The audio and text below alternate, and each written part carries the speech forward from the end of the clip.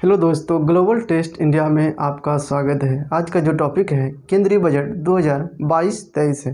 केंद्रीय बजट 2022-23 को जानने से पहले हम इससे पहले के कुछ पॉइंट्स को जानने की कोशिश करेंगे। जैसे यह बजट है क्या, यह सबसे पहले जो पेश किए गए थे कब किए गए थे, किसके द्वारा पेश किए गए थे, यह कितने रुपये की था।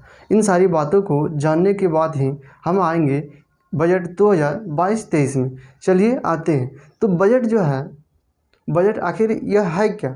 बजट एक फ्रांसीसी शब्द है, ठीक है, जिसका अर्थ किसी भी राष्ट्र के लिए बड़ी महत्वपूर्ण है। तो बजट शब्द का अर्थ जो है राष्ट्र के आय और व्यय की एक सूची के रूप में यह से जाना जाता है, ठीक है। तो एक सिंपली भाषा में कहें कि प्रति वर्ष जो है प्रत्येक राष्ट्र यह एक सूची तैयार करती है कि इस वर्ष जो है कितना रुपया इनकम आने वाली है और उसी के आधार पे उनका व्यय तैयार किया जाएगा, ठीक है। यही सूची है जो है बजट कहलाता है, ठीक है। बजट जो है अगर संविधान में देखें, बजट शब्द का इस्तेमाल इसमें नहीं किया गया है।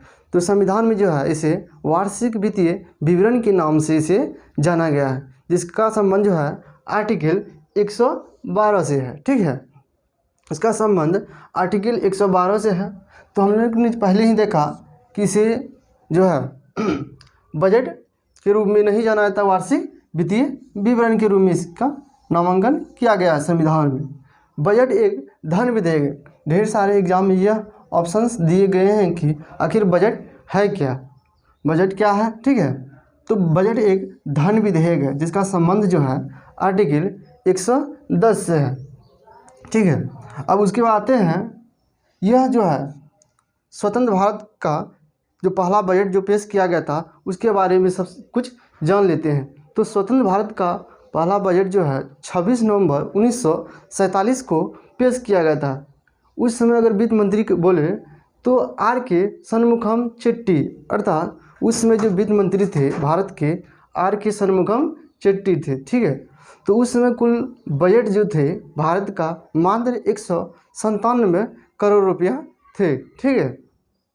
तो अब तक की अगर बात बोले स्वतंत्र भारत से स्वतंत्रता की बात अगर बोले कि अब तक सबसे अधिक बार जो है मोरारजी देसाई ने सबसे अधिक बार बजट पेश किए हैं, ठीक है, अपने कार्यकाल में।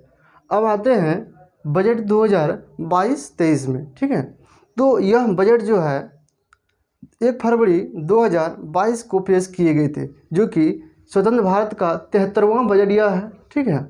इसे की विशेषता अगर यह बोले कि यह अमृत काल का बजट है, अर्थात भारत में अभी जो है वर्तमान में अमृत काल की अवधि चल रही है। भारत में जो है 2022 से 2047 तक की अवधि जो है या 25 वर्ष की अवधि यह अमृत काल की अवधि मानी जाती है, ठीक है। अर्थात यह ढेर सारे एग्जाम में भी पूछेंगे कि अमृत काल की अवधि कितनी है, तो यह 25 वर्ष है। कब से कब तक है, 2022 से 2047 तक, ठीक है। यह बहुत ही महत्वपूर्ण है। उसके बाद आते हैं, यह बजट जो पेश किए हैं वित्त मंत्री निर्मला सीतारमण द्वारा यह पेश किए गए हैं, ठीक है, जो कि उसके कार्यकाल का चौथा बजट है। उन्होंने डिजिटल रूप से यह पेश किए हैं, जिसमें कुल बजट जो है 39.44 लाख रुपये हैं, करोड़ है, ठीक है।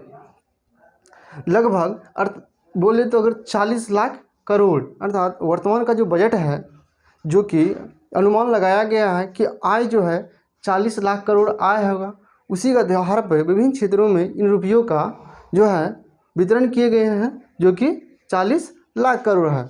यह बजट जो है 91 मिनट का बजट हुआ, अर्थात पेश किया गया जो है 91 मिनट में यह बजट पेश किए गए हैं। तो इससे पहले की अगर बोले 2021-22 का जो बजट पेश किया गया था 2 घंटा 42 मिनट का, अर्थात अब तक का अगर सबसे लंबा बजट पेश करने में जो समय लगा 2021-22 का लगा है, ठीक है, जो कि 2 घंटा 42 मिनट लगा था समय में, ठीक है।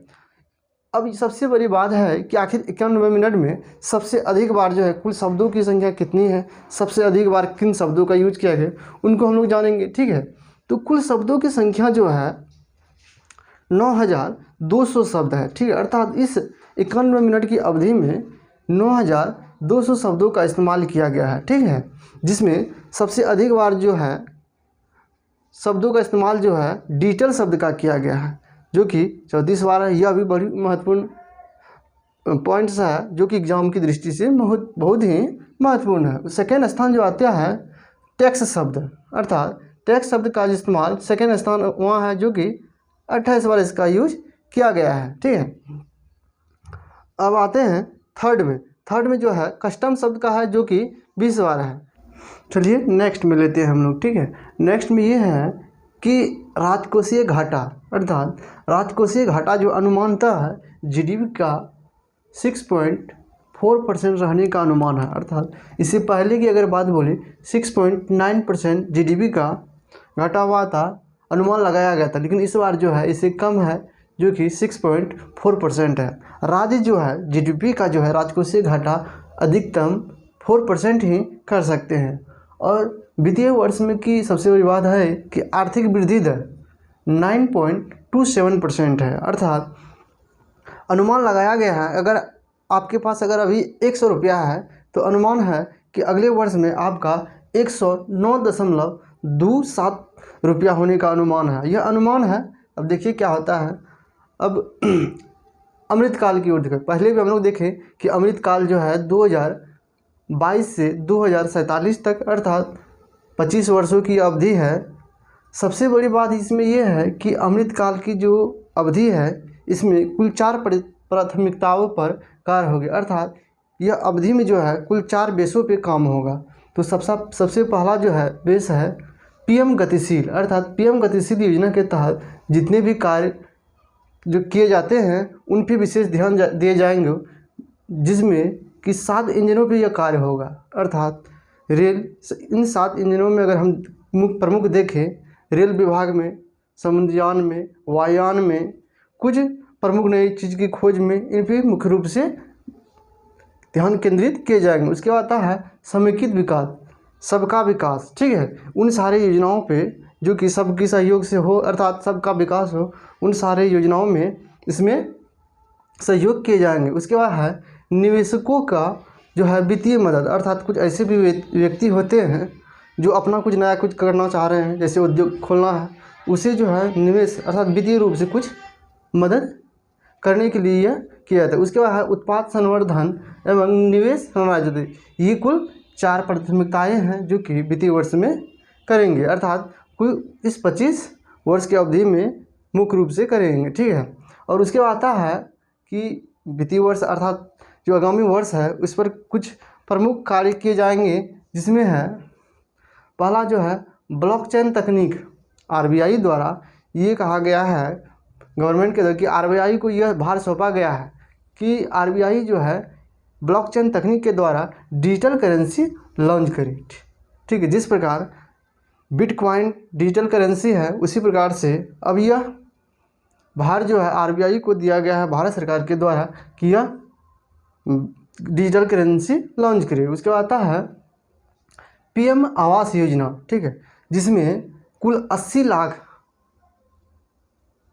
जो वित्तीय वर्ष है उसमें 80 लाख नए घर का निर्माण की एक योजना बनाई गई है कि आने वाले समय में वित्तीय वर्ष में कुल 80 घरों को बनाना है, जिसका जो कुल खर्च है अगर बोले तो 48,000 करोड़ कुल खर्च इसका जो है 48,000 करोड़ इसका खर्च है। उसके बाद आएगा कि ई पासपोर्ट, उस ई पासपोर्ट तैयार किए जाएंगे, जिसका पहचान के लिए बायोमेट्रिक का यूज इसमें किया जाएगा। अर्थात कहने का मतलब ये हुआ कि जिस प्रकार से अगर अभी हमें एक जगह से दूसरी जगह जाना है तो आधार कार्ड, वास्तव में हम लोग आधार कार्ड, पैन कार्ड इत्यादि चीज़ों का यूज करते हैं, लेकिन अब जो है भारत सरकार ने यह तय किया है कि ई पासपोर्ट लागू किया जाए, अर्थात बनाया जाए अब, और ई पासपोर्ट के द्वारा ही अब पहचान किए जाएंगे। उसके बाद आता है अगले 3 वर्ष में, अर्थात 2022 से 25 तक की अवधि में जो है कुल 400 वंदे भारत ट्रेन की शुरुआत की जाएगी।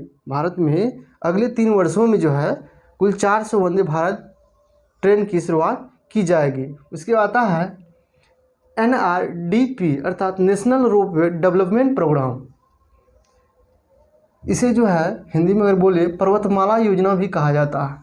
इसका अर्थ ये हुआ कि कुछ पहाड़ी इलाकों में एक जगह से जो है पहाड़ी इलाका है, मान लीजिए ये पहाड़ है, ठीक, यहाँ से वहाँ जाने में रेल, यहाँ गड्ढा है, तो हम लोगों ने देखा है कि रोपवे का मतलब ये हुआ कि इसमें एक रस्सी लगाया हुआ आता है, इसमें इस प्रकार की कुछ वस्तु है जिसमें व्यक्ति बैठ करके एक जगह से दूसरी जगह जाते हैं, उसी को कहा जाता है पर्वतमाला। ठीक है, इस योजना के तहत जो है भारत सरकार वित्तीय वर्ष में 60 किलोमीटर लंबी रोपवे नई बनाने की मंजूरी दी गई है।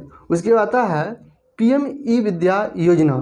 पीएम ई विद्या योजना के तहत मतलब इलेक्ट्रॉनिक विद्या, अर्थात हम लोग देखा होगा कि टीवी चैनलों में जो है ढेर सारे ऐसे भी चैनल हैं जिसमें पढ़ाई होती है, तो उसमें 1 क्लास 1 टीवी चैनल की जो संख्या पहले थे वह 12 ही था। ठीक है, उसे बढ़ा करके जो है अब 200 कर दिए गए हैं।